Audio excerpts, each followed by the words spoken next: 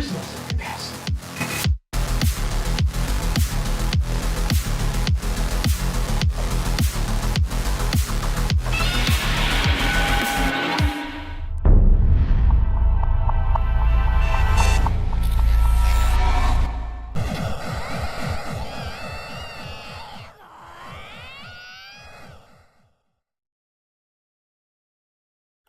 Good morning, Crypto Chaos. Good morning, good morning. I cannot.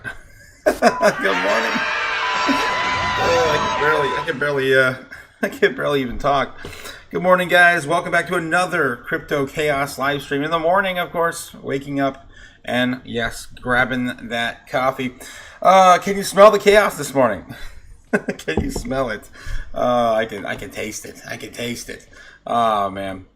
How's it going, guys? How's it going? Good morning, Chaos. Good morning, G-Dog. Good morning, Michael.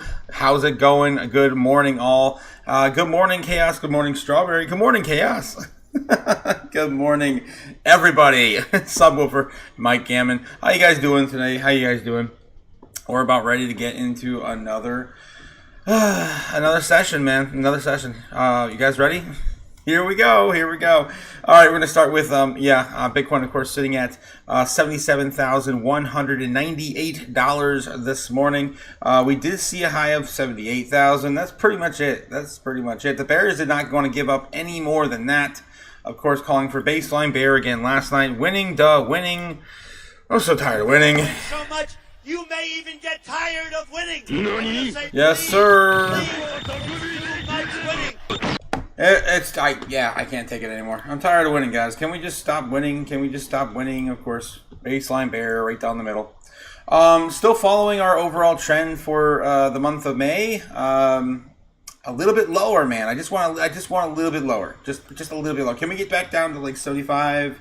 Can we get back down to 71? Make it feel like I don't know if we're going to be able to get too much far into that golden pocket just yet. We've got to get a really, really big rejection off of the bears shorting Bitcoin right now, right around between 78 and 83K.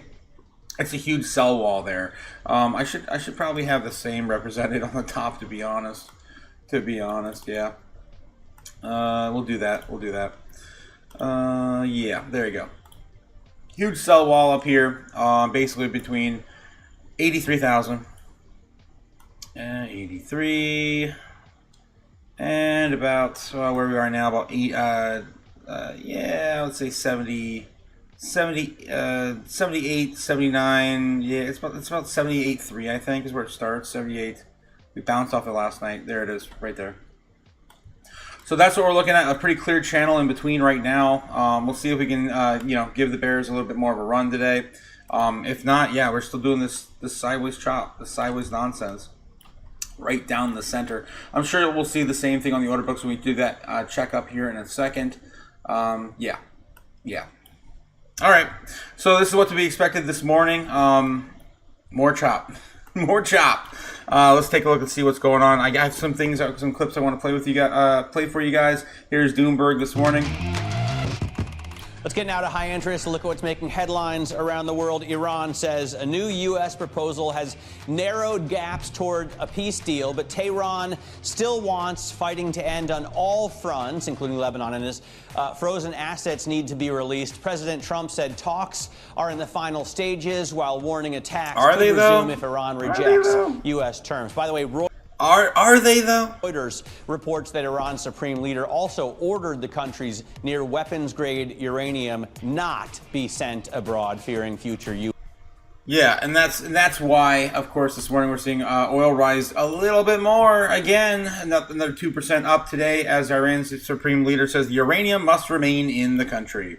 All right, so there we go. That's, of course, right out the gate what's going on over in overseas this morning. U.S. or Israeli attacks. Stellantis is betting on $70 billion. All right, got a few more clips here.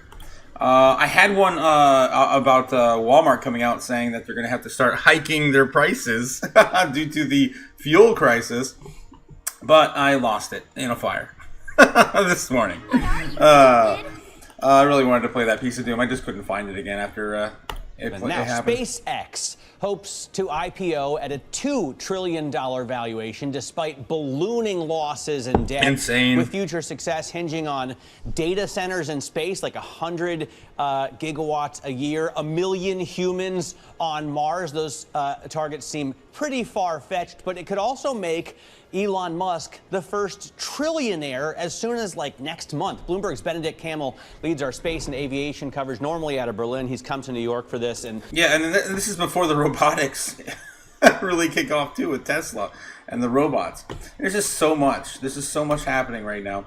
Let's see what else is going on here. S&P futures off 0.4%. NASDAQ futures down a little bit more, so tech weighing more heavily. You had the 10-year yield coming back up a few basis points, but it had come down substantially yesterday after we got Fed minutes and President Trump made a comment about the final stages of the war in Iran. And then Brent crude, I don't believe it, back up $3, but still under 110 at 108.11. I can't stop thinking about the massive liquidity drain that's going to come to this. Me market. too. This statement here as well. I agree. I've been saying the same thing about crypto for like the last year. We've basically been, of course, sitting on the sidelines as all the liquidity is captured by NVIDIA and AI companies. And here we are, she's posing the same question about SpaceX. Where the hell is the liquidity going to come from? In AI and SpaceX alone, it's like $135 billion that are going to have to be reallocated to these things because they're so massive. Well, and that's a really important point that we didn't bring up with Benedict Campbell is that the NASDAQ has changed the rules in terms of SpaceX. Obviously, they want that big business. It'll immediately go onto indexes. And so if you own the NASDAQ 100, if you own the Qs, for example, you have to be a buyer, whether you want to or not. And other... Nice. That's, of course, what's going to happen. That's what happens with all these fortune companies. All right, let's move on. JP Morgan, Jamie Dimon. Interview at JP Morgan's China Summit in Shanghai. I think we'll be hiring more AI people and probably less bankers in certain categories, and it'll make them more productive. So when you get up in the morning and you want to interview someone, it'll lay out what I've said in 14 different places. It'll give you questions. Your job will be the same. You'll just be much smarter at how you execute that job. So, but I guess the question but we will retrain and redeploy our people. And you're going to also eliminate more people too, just like we got the news from Standard Chartered Bank yesterday. Or, no, that was like the beginning of the week. NVIDIA says that mainstream AI will create new customers that could become a bigger source of revenue, and its hyperscaler clients as robotics become more of a thing. Let's bring in They're going to bring in more AI, of course, agentic model customers, not so much human-based customers. That's the real takeaway here. All right, guys, we have about 2 minutes until the opening bell. I'm about a minute and a half. I want to catch up with you guys one more time before we do ring that bell. How are we doing? How are we doing, guys? Good morning, Strawberry. Good morning. Good morning. Good morning, Subwoofer and Brandon White. Good morning, Chaos Peeps. Good morning, guys. We made it. We made it. We stayed up a little too late last night on the Patreon live, but it was a good time. It was a good time hanging out with you guys as always. All right. Let's get back to it, guys, before we miss, of course, the opening bell. Again, oil prices jump more than 2% after the Iran supreme leader says the uranium must remain in the country. Did we see him? Is he real? Is he more than just a cardboard cutout? I don't know. I don't know what is even happening anymore in the world today. It's all fake, man. I don't believe what our president says. I don't believe what Iranian leaders say. I don't believe that we're getting the right information. There could be middlemen. There could be planted leaders. We could have false flag operations across every single sector. I don't know anymore, man. I don't know anymore. All right, we're waiting for that opening bell. Should be happening here in about 45 seconds. Tick tock, tick tock, tick tock. Here we go. Bitcoin currently sitting at 77,200 in between the bulls and the bears this morning. Are you guys bullish or bearish this morning? I just cannot, man. I just cannot. I cannot feel bullish right now. 24 seconds. Here we go. Futures that are down slightly. We closed up 1% yesterday at 74.30, around there. Right now we're down 0.4% in terms of futures on the S&P, about 0.2% in terms of futures on the NASDAQ. You hear the opening bell. Look down at the New York Stock Exchange. Citi ringing the opening bell in celebration of Asian Heritage Month. Their stock, with reinvested dividends, is up 91% in the past 5 years, which is pretty good. It puts them like middle of the pack around money center banks. Goldman Sachs is up 200%. Morgan Stanley is up 160%. America Holiday. JP Morgan's up 110%. So Citi is doing better than Wells Fargo and Bank America, which are up 86 and 36% respectively. It's pretty good, right? It is very impressive memory. Air, advanced inhalation rituals. I'm pretty sure this is a hookah company out of Dubai that's coming to the NASDAQ via SPAC. I was thinking Puff would be a better ticker, but maybe we'll reserve that for something even more exciting. Yeah, but the inhalation systems are advanced, so it must be air. Yes. Is it a hookah company? I think it's a hookah flavoring. Oh, hookah. They make flavorings for like hookahs. Okay, you know, yeah, which totally. is a big business in other parts of the world. And maybe it's catching on here. It is dwarfed by NVIDIA. Everything is dwarfed by NVIDIA. That's the only thing. Is it the only thing that matters? I mean, it is moving this morning. It's That's the down only thing. 1%. Yeah, It beat high expectations. There's some cautiousness about the sustainability of NVIDIA's growth. And I just do want to point out another AI chip-related story. The Information also reporting that Anthropic is in talks to use Microsoft's AI server chips. So those shares are up 0.8%. I mean, Matt, like the argument I make that maybe NVIDIA isn't the most important thing, I got to wonder, is this market starting to weaken because it realizes it needs to absorb $135 billion worth of OpenAI and SpaceX shares that are going to come to market? I mean, that's got to have an impact. Yep, I agree. Somewhere. It's a really good I point. agree. $75 billion dollars worth of shares from SpaceX, right? And OpenAI is expected to be.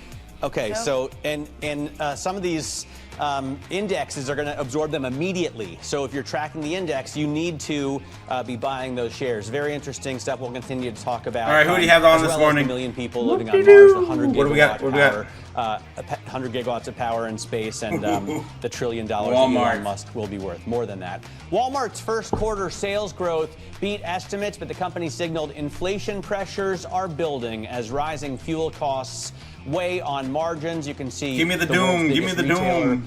Down about 5.5%. Let's bring in PNC Chief Investment Officer Amanda Agati. And Amanda, I think it's interesting to have NVIDIA and Walmart right next to each other, because Walmart is the inflation story, which, to be honest, we don't really care about much. It feels like the Fed has never really cared about it that much. And then on the other hand, you've got the AI story, which is everything, right? That's what's driven us to 7,500 on the S&P. Does it matter much more?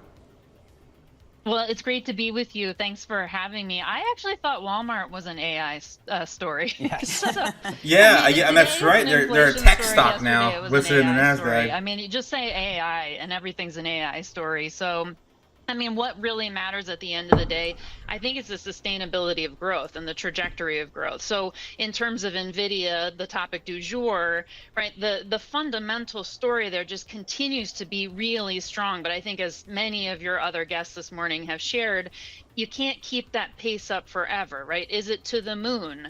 And so I think this natural sort of next stage of the innovation cycle is some maturation and some slowing in terms of growth. That's not a negative. It just means that the stock price reaction is a little bit more of a snoozer than maybe what investors would like. I think, just zooming out, I think the stock market's kind of traded a little bit directionless the last few trading days in particular, mostly hoping that we would get a quick resolution to the conflict with Iran and that inflation would start to settle in. Nobody waved a magical policy wand to make that happen. So I think it's just a little bit of steam coming out of the market rally. All right. I'm bored. I need more doom. Kramer, give me some doom. Mean for crypto? Of course. We're talking about crypto. The fear of God in me. Oh my God. We did have Michael Saylor on Squawk this morning. This piece there we yesterday, go. Strategy Cliff has got that one for us. We'll catch that in a second. More purchases year to date than the entire global mining network. Yeah. Wow. He did have some figures about how he's doing better than if you just in there with it. I've always felt that if you want to own Bitcoin, go buy Bitcoin. Yeah. But if you speak to Matt, you're going to say, maybe I ought to get out of this thing by 2029. Honestly, I didn't expect it. I didn't see it coming. I said, what all these skeptics are saying quantum. He says, no, you're right. That could be a real problem for crypto. I said, it's like, no, my kids have crypto. It's that kind of thing. You'll be happy to hear that NVIDIA shares are up, Jim. No, they're not. All right. They're waning a little bit there. Well, check out that CNBC Sailor clip as he just got done talking this morning with Joe. Digital credit and crypto prices. Joining us, Michael Saylor, Strategy Executive Chairman and Founder. And my first question was, Orange, you're going to ask me about why you wear orange ties. you know why he wears orange ties. Come on. I got a few dozen. You do? Actually, a few dozen. And that is I guess a salute to what you do for a living in Bitcoin. Every day's a good day for an orange tie, Joe. Do you overall have a feeling about whether would you call this a crypto winter or a crypto pseudo winter that we've been through for a while? Are we closer to the end, or do you even care at this point? I think so. I mean, I think we were at the top in October, about 125. I think we bottomed at 60. I think we're moving into the spring phase. We've got decent support here in these levels. I think we'll rally from here. We're just working against a few macro headwinds right now. What macro tailwinds are possible? What about Congress? Well, I think the passage of the Clarity Act will be a big deal. I think even in the absence of that, the release of guidance that lets you tokenize securities and supports digital assets out of the SEC, the innovation exemption, that would be a big deal as well.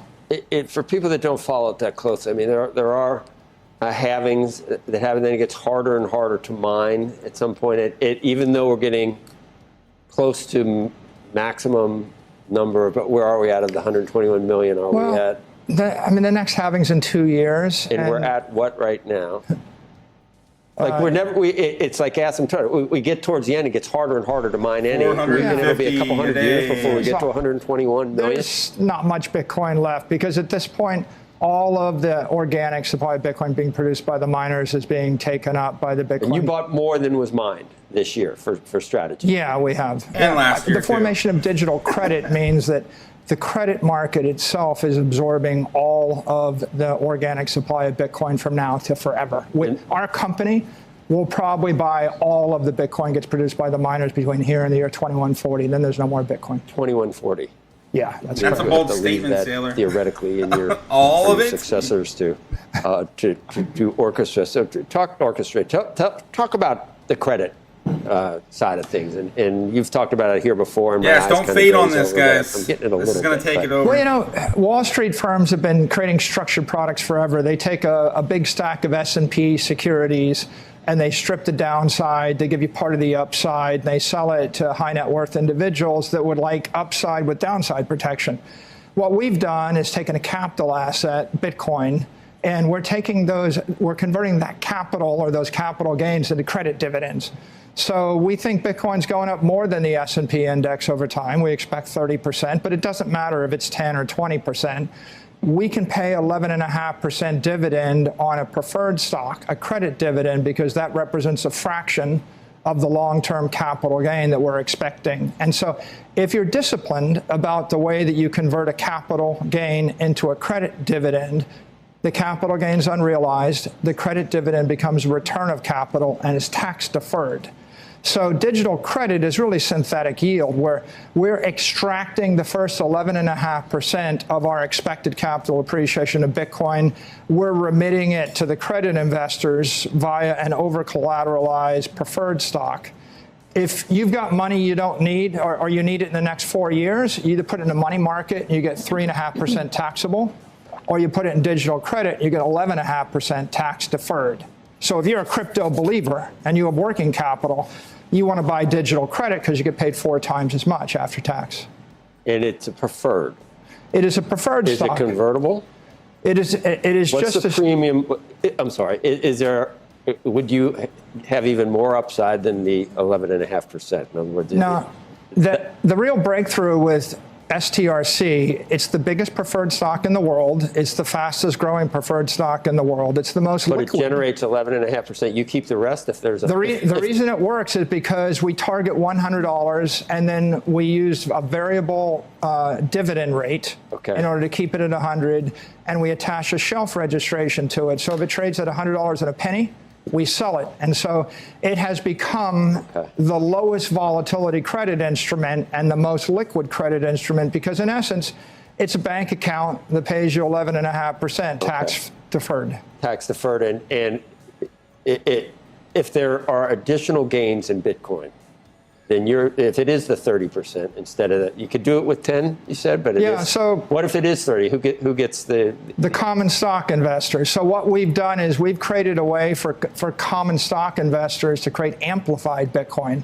MSTR has outperformed Bitcoin over the past 6 years. So you have to use that to base the preferred. That's the credit that the preferred is based on. The common stock absorbs the risk, the volatility, and the upside, and the credit gets the first 11.5%. And so the common has a vol of 70, Joe, and the credit has a vol of like 3, and Bitcoin has a vol of 40. So what we're doing is financial engineering, where we strip the upside and the volatility, give it to the common equity investors. That's a rocket. Bitcoin is a fighter jet. Stretch is a passenger jet for people that want a very comfortable ride, but they want to get double, other What's credit the size instruments. of this, whatever it is that you're doing right now? How much is it's gone from $0 to $10.5 billion in 10 months. We sold $2 billion last month. It's growing at a $24 billion a year run rate. And then for your company, what you keep doing this? Is this going to be one of your main vehicles, and how will that benefit strategy? It allows you obviously to keep buying Bitcoin. If the company has about $65 billion of Bitcoin. If we did nothing, we're just holding $65 billion of Bitcoin. We look like an ETF. Yeah. But if I sell the credit and I buy the Bitcoin, and Bitcoin appreciates 20% a year, this is screamingly profitable for the common equity, and the company will outperform Bitcoin. And that means if Bitcoin's up maybe 40% in the last 6 years, our company's up close to 60% a year annualized. There are Bitcoin bears and non-believers that will never be converted, and some of them are pretty smart and pretty wealthy. I don't think they've taken zero off the table for where they think Bitcoin is headed. Have you taken that? Do you think any rational person has taken that off the table at this point? The beanie, the tulip, beanie baby. There's always going to be skeptics, but there's 900 million people that have a crypto account or they're buying it. And products like STRC are democratizing this because we've got a viral action spreading through retail accounts, through retirees. There are a lot of people that are living on a fixed income, and their view is they don't want to bet their kids' tuition or they don't want to bet their capital on the Bitcoin roller coaster. But they would like to get paid 4 times the money market. And they don't think it's going to zero, right? Just humor me and say, let's say that all the fears about quantum computing come true. Bitcoin goes to zero. What happens to retirees that have all their money in the 11.5% credit instrument? When consensus forms about a quantum threat existing, then we will upgrade the entire network in a matter of months. And it'll happen as fast as your Apple network, Apple software, and Google software, and JP Morgan software. Watching all of the tokenization and everything that we're seeing happen, it just sort of bolsters the case that this is not a tulip bulb phenomenon, doesn't it? It's here to stay. The real power of tokenization is it creates a free market in credit formation and yield for asset owners. And so if you can tokenize a bunch of securities, then you can shop for the best credit terms and the highest yield. And in the 20th century TradFi economy, your bank decides you just won't get credit, you just won't get yield, and there's not a single thing you can do about it. And so tokenization is a free market in capital, and it creates just a higher velocity and a higher productivity for capital assets. So people that have have had $1 million target on Bitcoin, you think it's just a matter of time? Oh, absolutely. Bitcoin's gone up forever, Joe. And yes. If it finally was completely stable and reflected what 121 million, the end result, what would it reach, and I assume it just stay there? What price are we talking about? Have you done the math on that? Well, I think 21 years out, I don't know why it wouldn't be 21 million a coin. 21 million a coin. Okay. All right, we got to go, Michael.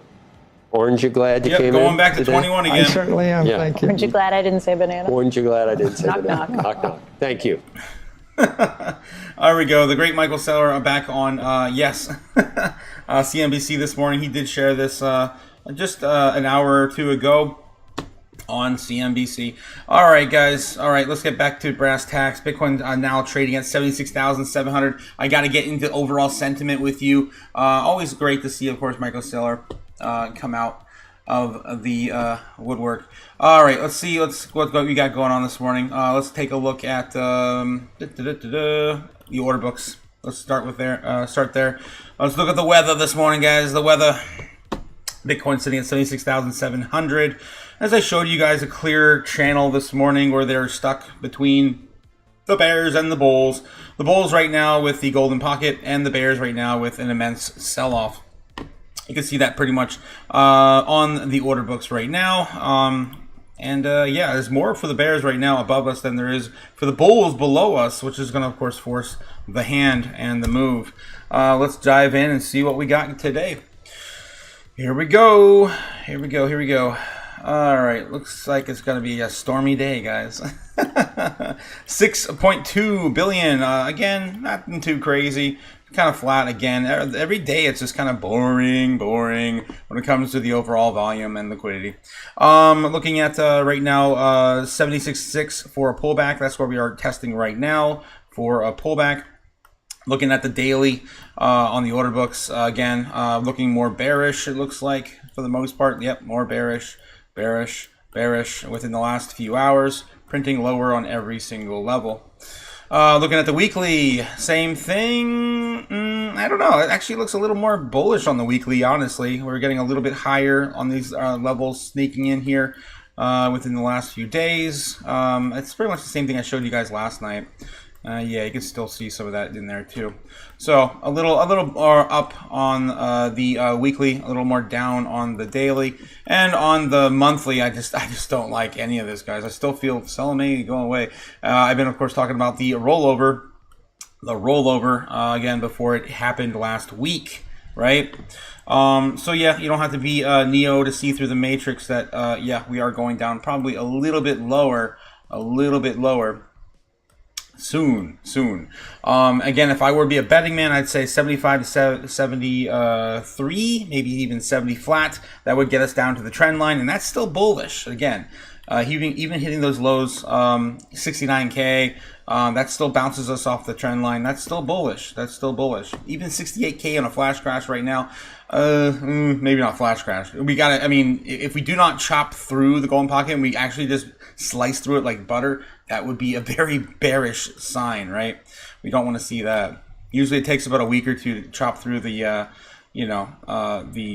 golden pocket. Usually, we touch the surface, then we come back up, retest, then we go in and get a little deep cut, then a retest, and then we start to see a break in, and break down. That's usually how that goes. It usually takes about a week or two to actually play through. All right. So again, I'm still expecting lower prices. I'm not bull tardish yet. You guys know I am a promoter bull on Bitcoin.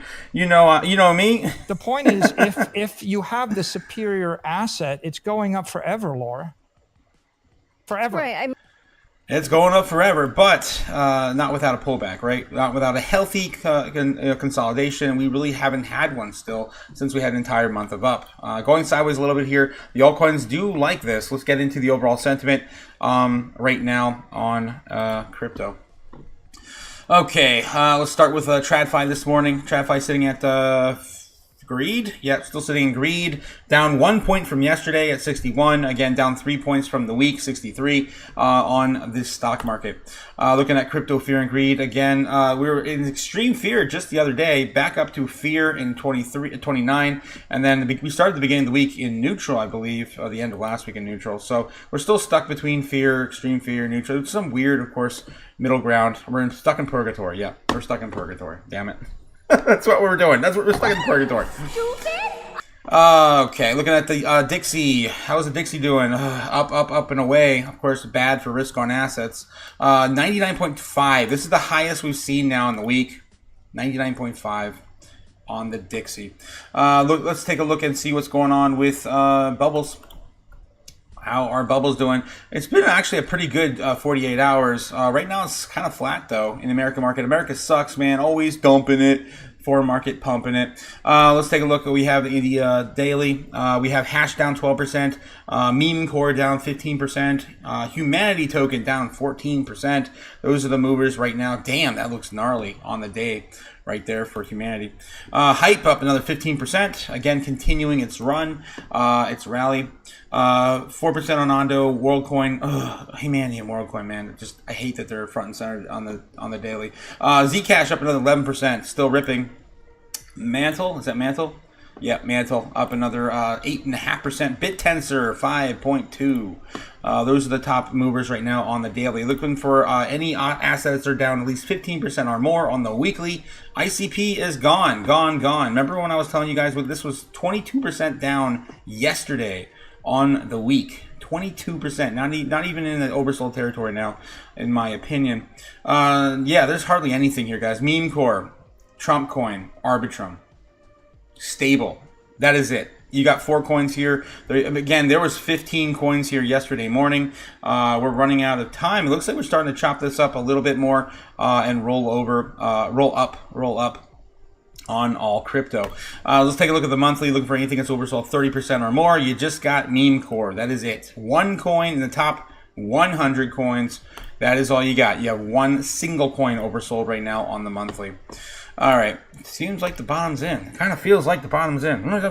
Bottom. Okay, looking at the top 200 doing the same thing over here. Build on is the most oversold with Bill and UB Gwei 11.8%. My community was up with me last night buying some Gwei. I might buy some more Gwei today. Gwei seeing a solid pullback. Finally, after nothing but up and away. For a long time. This is, of course, Gwei on the monthly. I'll just show you the chart real quick. I do have it up. And we did lose the trend line last night. So we were talking about that last night. We did finally lose it. Again, this trend line's pretty much been consistent throughout the entire run of Gwei. This could bounce at any time. So I've been loading up on some of these lows right now, sitting at 11 cents 7. You know what? I'm gonna buy some with you guys right now. Let's see, what can I afford? Because I've been buying way too much on some of these coins pullbacks. All right. A lot of my orders keep hitting for AI. You guys can catch more about that on the Patreon. Looks like Gwei. All right, I'm gonna buy some Gwei here at 11 cents 7. All right, I'll just buy another 1,000 coins. There we go, another 1,000 coins Gwei. Boom, done. All right, what else we have here? Looking for more assets that are oversold. Again, Gwei's not even... Whoa. Speaking of coins moving to the upside or the downside, looks like Zama just blew up on my phone. Let's take a look at Zama real quick. Now sitting at 3 cents. Look at that rip happened last night with a pullback. Damn, it ran right to my target of 70 million. Wow, it's funny. We were just talking about that last night too.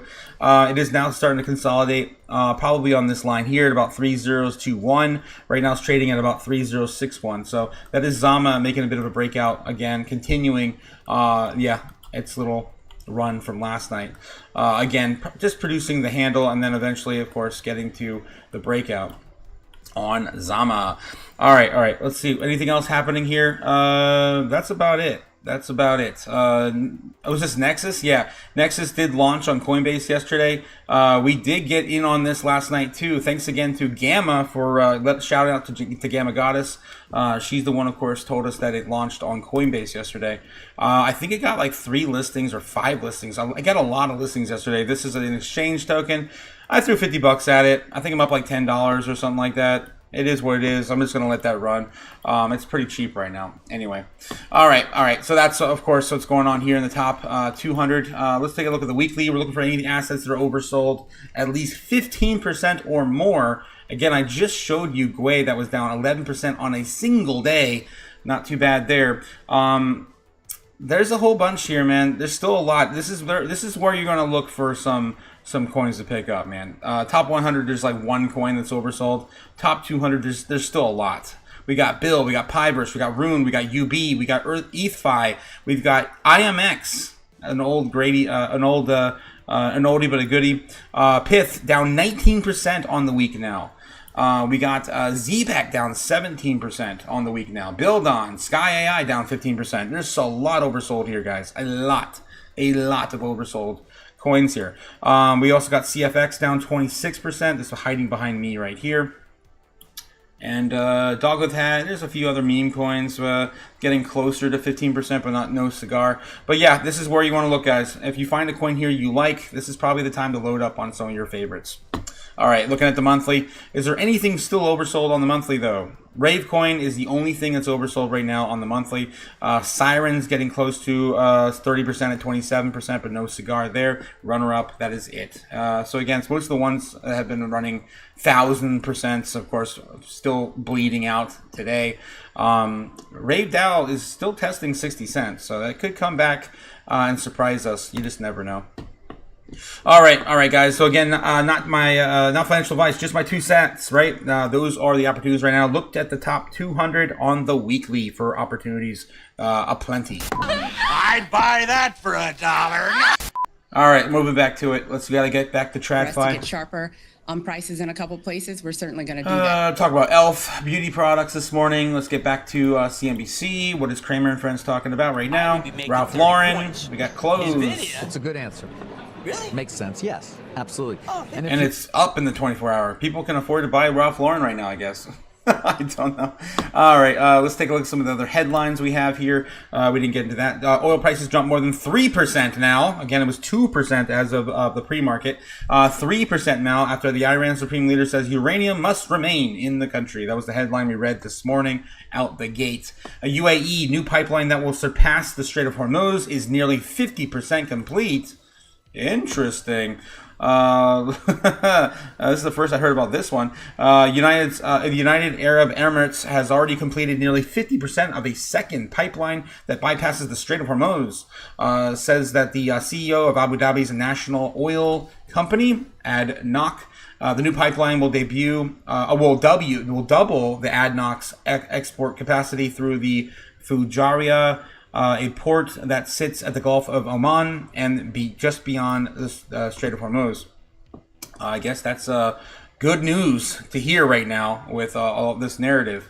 The United Arab Emirates has built nearly 50% of the second pipeline that will surpass the Strait of Hormuz, says the CEO of Abu Dhabi National Oil Company on Wednesday. Right now, too much of the world's energy still moves through too few choke points. I agree. Sultan Ahmed Al-Jaber said that in the interview at the Atlantic Council. The new pipeline will double the ADNOC's export capacity through the Fujairah, a port that sits in the Gulf of Oman, just beyond the Strait of Hormuz. Okay, I think we pretty much got the gist of it. Anyway, all right, let's see. Walmart issues worse than expected outlook as high gas prices hit shoppers. They're going to have to hike costs on consumers, and they got the perfect method of doing it, guys. Of course, they rolled out those digital price tags, right? They got those digital price tags now, so that you don't have to worry. They're gonna jack it up before you get to the store. You bet they will. Walmart has issued a worse than expected financial outlook amid soaring gas prices. Finance Chief John David Rainey said high tax returns may have muted some of the impact high gas prices had on shoppers in the first quarter, indicating that consumer pressures could rise in the current quarter. The big box retailer issued fiscal first quarter results that beat Wall Street's expectations on top of the line, but we're only in line on the bottom. All right, we got some doom this morning, man. I'm feeling it. Let's go. Keep the doom train going. Bezos dispends billionaires, hypes AI, talks taxes, and praises Trump in CNBC interview. We covered some of that yesterday. Stellantis unveils $70 billion turnaround plan. Anything else here? Oil market could enter the red zone by July. This is what economists were talking about the beginning of the year, back in February, talking about how like we could be paying $6-7 at the pump if we continue this into June, July. So they're just continuing that narrative, which is fine. I like the doom. Jim Cramer's top 10 things, yada yada yada. Sinkhole in the runway. We showed that on the on the live last night. That was really funny. It was right down the center of the runway in New York. What's this? Billionaire families bet on semiconductor and energy stocks in the first quarter during Iran war. That's about it. All right, a lot of good headlines this morning. A lot of good headlines. All right, let's go check back in the chat with you guys real quick, and then see what's going on with the overall move. Bitcoin still holding, attempting to hold 77 flat. Huge wick there. Look at that. Nice wick from 76.6 all the way back up to support at 77. That could be an omen, man. That could be an omen to show us where we're probably going to go test next. Again, back testing some of the support here where it wicked. It's probably where we're going to see, trade later. Again, we are still stuck between a rock and a hard place between the bulls and the bears. This is right down the center, too. This is actually a really good median point to meet halfway from the bulls and the bears, defending and, of course, both of these zones between 78,300 for the bears and about 75 flat for the bulls, of course, starting the golden pocket. All right, let's get back to TradFi. Whoops. Don't want to move my golden pocket. All right. Again, we still haven't touched the golden pocket. It's been months since we touched the current iteration of the golden pocket. All right. Let's see. Get back to Doomberg real quick. They're on break. Let me catch up with you guys in the chat. Pat Stackham says, "What up, Chaos Crew? What is up, Forever Joe?" Yes, it's going up, Forever Joe. Don't forget, Joe is also from CNBC, a Bitcoiner. Forever Joe, Forever Laura. I remember the Gary Gensler era. He would literally like throw him into the fire every time he was on CNBC and start a fight, pick a fight with, of course, the SEC chair, Gary Gensler. Brandon says, "I just looked at my IRA, Ionic, up 11% and climbing. Ionic. Quantum is Bay. Quantum is Bay." Oh my God. All right.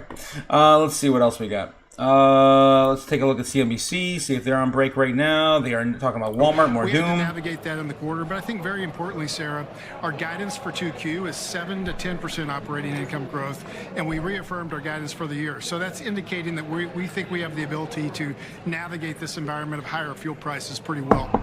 What about the consumer? Does the consumer have the ability to navigate the higher fuel prices? Well, they have more credit. They haven't used all the credit card yet, said JV Diamond. Low income, which has felt the most pain. So what are you seeing there? Increasingly, it depends upon buy now, pay later. You're talking about. We see that among our customer base, under 10%. The high-income customer continues to spend with confidence in many categories. No. Whereas the lower-income consumer is a little more budget conscious, even navigating some financial distress. Since we gave the guidance 90 days ago, as I mentioned, like we've seen fuel prices increase, and so it stands to reason that incrementally from 90 days ago, there's a little more pressure on the consumer. This narrative around Monitor is the year-over-year change in spending between high income, median income, and low income consumers. That gap has continued to widen as we've gone through the last couple quarters between the high income and the low income. And I'll give you one data point here. When we look at our business, like obviously we sell a lot of fuel in the United States. The average gallons that a consumer that's is a gnarly filling up pullback with on Walmart has fallen too. below 10 gallons. It's the first time that's happened since 2022. So it does show that there's a little bit of pressure on the consumer right now. John David, a lot of work's being done on SNAP. People who were enrolled in states like Georgia and Arizona and Florida. I mean, hundreds of thousands of people falling off the rolls of food assistance. Is that weighing on results too? It did weigh on results early in the quarter. As we entered the quarter, we actually saw quite a bit of an impact on that. It slowed as we went through the quarter. Now, one might ask, is that a result of... All right. They're talking about food benefits and all that stuff. Okay, yes. So just going back to this. So if you guys are looking for a really good place to buy in right now on Walmart, this is a really good day to buy. Walmart's been nothing but up like forever. Also, it's the most resilient during a global recession. Yada yada yada. This is kind of weird, man. This is kind of gnarly to see this big of a pullback running into right now. This shows me that. It's probably just everyone trying to move out of things they've held forever, take some profits, and roll this into Tesla's, Elon's new SpaceX, IPO. That's probably where some of this sell pressure is coming from, to be honest. All right, moving on. We got to get to crypto news, guys. It is 10 o'clock. It is time to get into some crypto news. Fed seeks to input unlimited payment accounts after Trump's order. Again, we're still talking about the master accounts. Okay, we don't need to get into that. We already talked about that yesterday and the day before. Hyperliquid whale won't close hype short despite $22 million in unrealized loss. Damn. Someone's really stubbornly shorting Hyperliquid right now after its continued rally. That's silly. Let's see. Kraken moves closer to the UAE launch after Dubai regulatory approval. Looks like, Dubai is still in the headlines for adoption. U.S. sanctions Sinaloa. Why can't I pronounce that? Sinaloa. Cartel linked to Ethereum addresses. Silvergate's feather. This is starting to look like yesterday's headlines. I don't like these headlines. Jane Street accused of Terra Luna Telegram back channel before USDT crash. We're still talking about that. I thought they were already prosecuted. Okay. Bitcoin ETF snaps 5-day inflow streak for the ETFs as Bitcoin dips under 80K. Back and forth on these headlines between oversold on the ETFs and of course inflows, back and forth. Whiplash. I'm getting whiplash. SpaceX reveals larger than expected Bitcoin holdings in IPO filing. We talked about that yesterday. They're holding 18,000 coins or something like that. Claude's Bitcoin recovery story has a dangerous lesson for crypto users. I'm just not feeling anything else. Let's take a look at let's go to cryptonews.net. Let's go there. Hype crosses $50 for the first time since September. Again, Hyperliquid still rallying today. Stablecoins retain the edge over tokenized money market funds, JP Morgan says. Sandbox. What? Sandbox COO's wife targeted in failed kidnapping attempt in France. Yikes. Wow. Sandbox. Sui network enables gasless stablecoin transfers backed by Fireblocks. That's a pretty good news for Sui. One of crypto's new, more persistent onboarding headaches is just that the treatment plan. Sui network has gone live with protocol level gasless stablecoin transfers in its mainnet, meaning that users can send select USD peg stablecoins without paying a gas fee, and critically without needing to hold any Sui tokens at all. Damn, that's pretty damn significant for the blockchain. Here's what matters: it's most blockchain ecosystems you need the native token just to move the money around. Of course, you have to pay a fee. Want to send the USDC on Ethereum? Better have some Ethereum, and it's equivalent of needing to buy a specific brand of envelope before you can mail the check. Sui just removed the envelope requirement for stablecoins. How does it work? That's a good question. The feature operates at the protocol level now as a third-party workaround on the relayer hack. It's baked directly into Sui's infrastructure, which means the wallets and applications can offer gasless transfers without building custom plumbing. The list of eligible stablecoins at the launch includes USDC, USD Sui, Sui USDE, AUSD DUSD, USDB, and USDY. So none of the big stables here other than USDC. We don't have USDT yet. An on-chain protocol governs with which tokens qualify, and only specific move functions, conditions, and eligible are for the zero-fee treatment. All coins or gasless transactions need to be fully consumed or converted, so it isn't a blank check for arbitrary complex operations. Okay, so you can't make an arbitrary move on it. That's of course a good thing, because you don't want to lose a peg on some of these coins too on the blockchain. Think of it as a fast lane on the highway. Simple qualifying stablecoin transfers get waived through the toll booth. More complex transactions still pay the standard fare. Okay, interesting. That's definitely going to be big for institutional backing. All right, I'm already over that. Let's get into this. Zcash hit $686 amid $28 million liquidations in the warrant of a coordinated squeeze. Ethereum price today is 2,130, bearish below 2,150. Anything else to take away? Avalanche. We haven't heard anything about Avalanche in a while. Price test $9. So just talking about the price action, nothing significant there. U.S. Treasury sanctions, Sinaloa cartel. We already saw that headline on a different news outlet.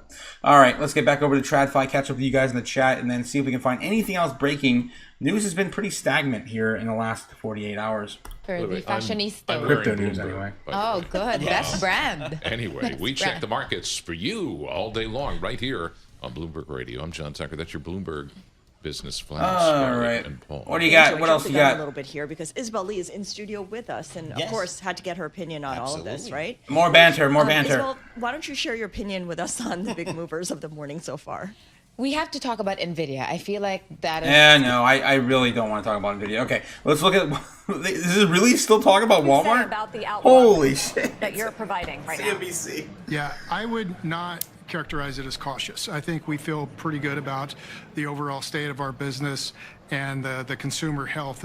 Generally, as I recognize it, it's these people are insane. Still are reasonably healthy. There are signs of pressure, but our guidance is 7 to 10% operating income growth. That's on a constant currency basis. If you look at the FX, they still have credit. Okay, they still have credit. Those, of course, Jamie Dimon's words from like a few weeks ago. Their credit's still fine. That's what he said a few weeks ago. All right. So consumers still resilient. That's the narrative they're still playing us, guys. That's still the narrative they're still playing us. All right, let's get into, let's take a look at Yahoo Finance, see if there's anything going on with Yahoo Finance. The bond market is sending a clear signal to the Fed. Yes, everyone across the entire world is selling their U.S. treasuries. We are spiking, of course, in yields.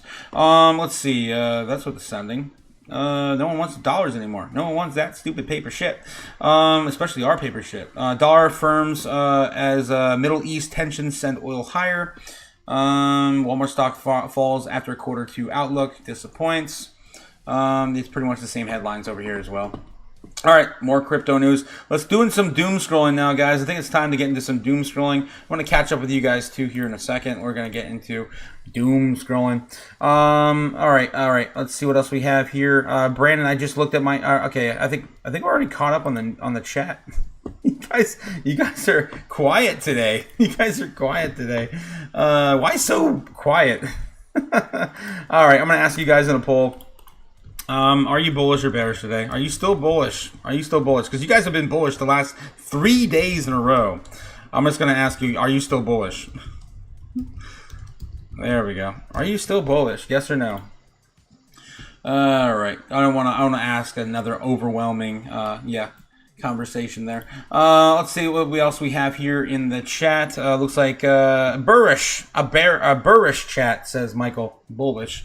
Anything else besides Michael Saylor on CNBC this morning? Arthur Hayes has a recent conversation on the Clarity Act. I hope Trump vetoes it. Wow. Hayes said that the institutional Bitcoin risks turning it into a financial product that could eventually go to zero. Let's take a look and see what Arthur Hayes has to say here. We don't need no regulations, right? Who cares? Clarity Act, I hope Trump vetoes it if it ever gets to his desk. Don't need any of these regulations. If Bitcoin and crypto needed regulations to survive, we wouldn't be worth a dime. Because what's the point? If you're just going to have another Fugazi derivative that sits on some member of the financial system's balance sheet, we got that. We don't need that. What's the point? And I think people miss this distinction. The reason why banks want to offer this product to their clients is because the product does something for its client. It's a non-correlated asset that's done very, very well in inflationary environments and environments where they collect fees. Obviously, their clients want to have some of that, and the bank is in the business of making fees and providing the product that their clients want. So sure, they want to onboard crypto, and they should be allowed to do that. But other than that, like, why are we bending over backwards to like try to institutionalize Bitcoin? You're essentially just saying what you've actually built for the last 15 years is a zero, and we just want to have another piece of shit financial product that's going to go to zero when some small shitty bank goes under. All right, yeah, I agree, Arthur, but obviously, the world doesn't, and that's where we are today with Clarity. Sam Lehman says banks oppose Bitcoin because it's every American be their own. Let's every American be their own bank, of course. Of course. What else we have? New Elon Musk SpaceX discloses holdings of 18,000. People are still talking about that. This is old news, not even relative. Tesla also, of course, holds a shit ton of Bitcoin as well still. JD Vance just tried to shut down insider trading concerns by saying Trump isn't making the trades himself, his advisors are. Well, obviously, he's not sitting there hitting the buy button. Turkey sold nearly all of its U.S. Treasury holdings in March. Damn! Yeah. Another reason why the yields are so high today. Marco Rubio says we won't have to talk about sanctions in year 5 because there will be so many countries transacting in currencies other than the dollar. They won't have the ability to sanction them. It seems like crypto Twitter is just turning into political theater, man. I miss crypto Twitter. Where are my crypto bros at? President Trump will swear in Kevin Warsh. That's going to happen tomorrow and Friday. Trump says, I love Canada, but the United States can't subsidize a country for $200 billion a year. You have to run your own country. And to be honest with you, Canada only works as a state. He wants to, of course, still pushed, adopting Canada as another U.S. state. President Xi and Putin just unveiled a giant portrait of Putin and Xi. No way. Hilarious.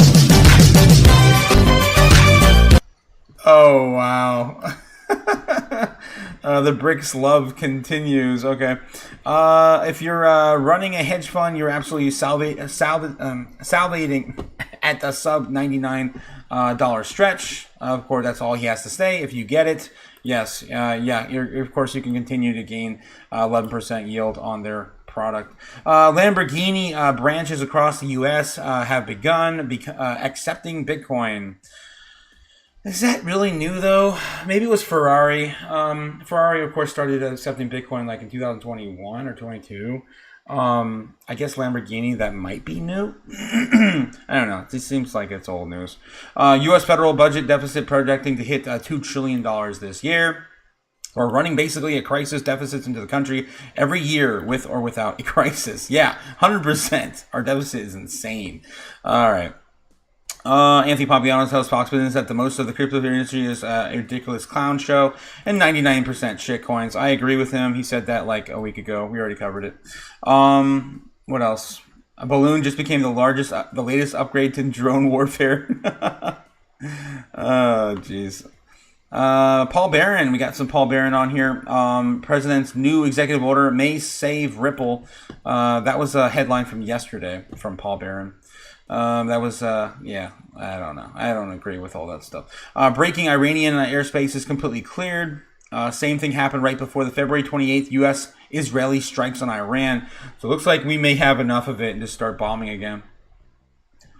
So people are starting to cover this over there. Crypto Rover here on X. Old lady yells at crypto. Yes. Elizabeth Warren continues. Jeez.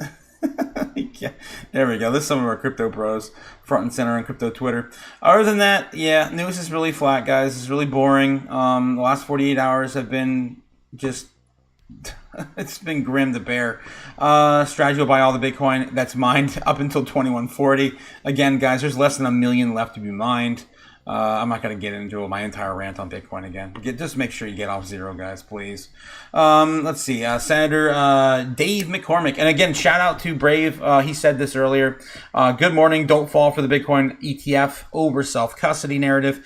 Don't forget, of course, not your coins. Again, guys, not your coins. If you're going to settle with an ETF. That stuff can be seized. We've seen the same thing happen, of course, with gold in the 70s, 60s. Hidden in the chaos is arguably Bitcoin's greatest adoption story to date, says Jack Mallers on his, of course, crypto Twitter account. In the middle of the war, a country chose Bitcoin to settle trade, not gold, not the dollar, not stablecoins. Yes, Iran, of course, chose Bitcoin. Why? Because in the end, the best money wins. Bitcoin is the best money, of course, for all when you need it the most. And we watched that time and time again in every country, of course, suffering when Bitcoin, of course, sees an all-time high in their native country currency, like we saw with Iran, like we saw with Venezuela, like we saw with India, like we saw with Turkey, I mean, like we saw with Japan. I mean, we're constantly getting new all-time highs in other countries. You just aren't hearing about it because it's not in the dollar yet. All right.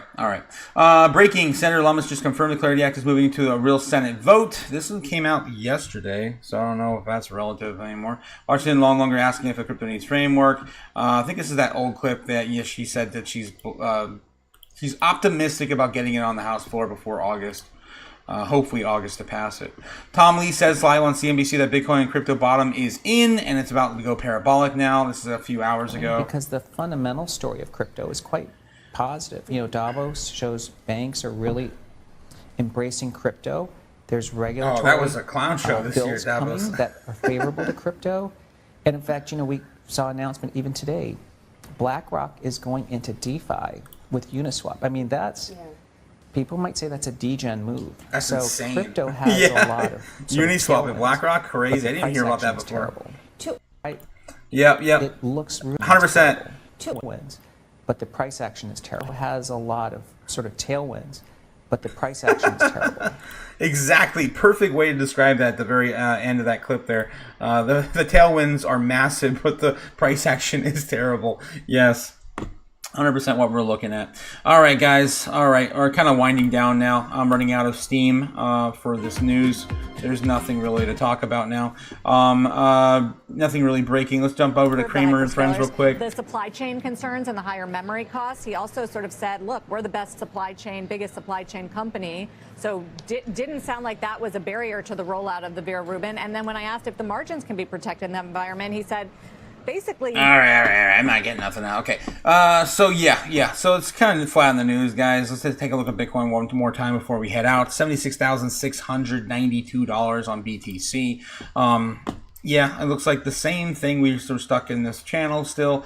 We could, of course, start to break down and test the very tip of the iceberg of the golden pocket this afternoon, as soon as this afternoon. So we are hitting the center of my center target I have here. This is, of course, where the bulls and the bears have wicked earlier on a hope and a dream that this is going to be a new level of support. And that's where I told you guys it was probably going to be a bad omen moving forward for today's trading activity. If we can keep this here, I don't see much on the order books to really push us up and break through today. But if we keep this here for support, maybe we can survive just another day. Hopefully for some news, positive spin on the war or something to make, of course, the price action, of course, in our favor. For the most part, I still see lower prices for Bitcoin in the near future.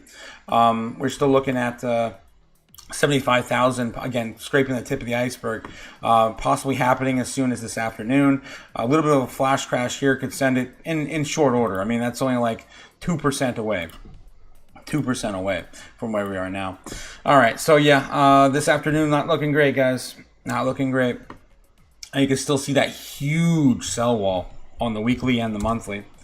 Huge sell wall I showed you guys this morning. Huge. All right. I think it's just getting worse and worse by the day. We're overbought. We have been overbought for a month. I've been saying this for a month now. When rollover? When consolidation? Soon. All right, soon. I just don't think we're going to get through that 80K. Not without a significant pullback and maybe some renewed interest and some good news for the macro. We need something. We need a win. To protect 75K from the bears in short order. Okay. All right, guys. That's all I got for you. I wish there was more news. Like I said yesterday, it's kind of stagnant right now. Everyone's waiting, sitting on their hands for the SpaceX IPO. Now there's going to be an OpenAI IPO. That's, of course, announced yesterday. And there's just, we're waiting on some resolution from the Middle East conflict. That could happen as soon as this weekend with more bombs. It could. It could. All right, guys. I will leave you with that. You guys are remaining bullish. in the chat with the poll. And with that, I will send you guys off. Have a good day. Stay safe. I'm gonna finish the ceiling today. Hopefully, take the rest of the staples out of the ceiling. It's gonna be a pain-filled day. All right. Have a good one, guys. I'll see you later. 8 p.m. Eastern Standard Time. Of course, don't forget to like, subscribe, do all the things down below. Doesn't cost anything to support the channel. I'll catch you tonight. Peace.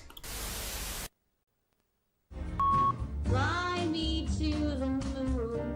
Let me trade among stars.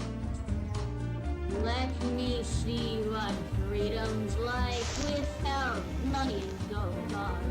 In other words, hold my king. Oh! In other words, let's make history. Oh! Fill my walls with more coins and let me huddle forever more and more and more and more and more. I long for Hollywood shopping and door. In other words, I should you. In other words, I love you.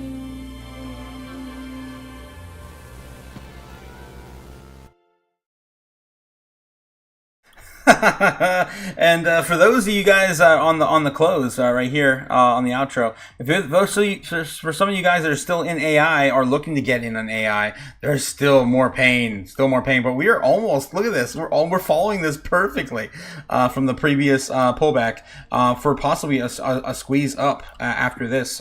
This is so funny how this is playing out almost exactly like the last time.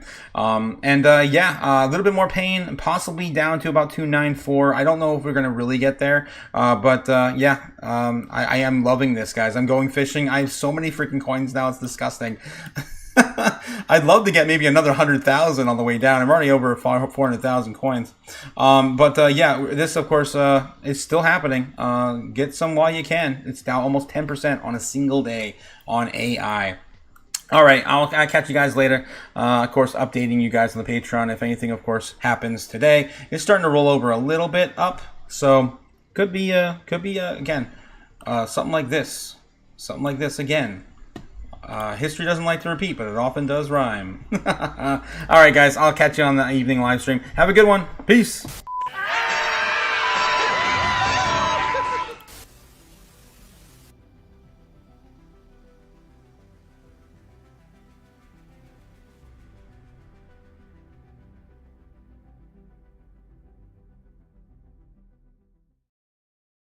Bet.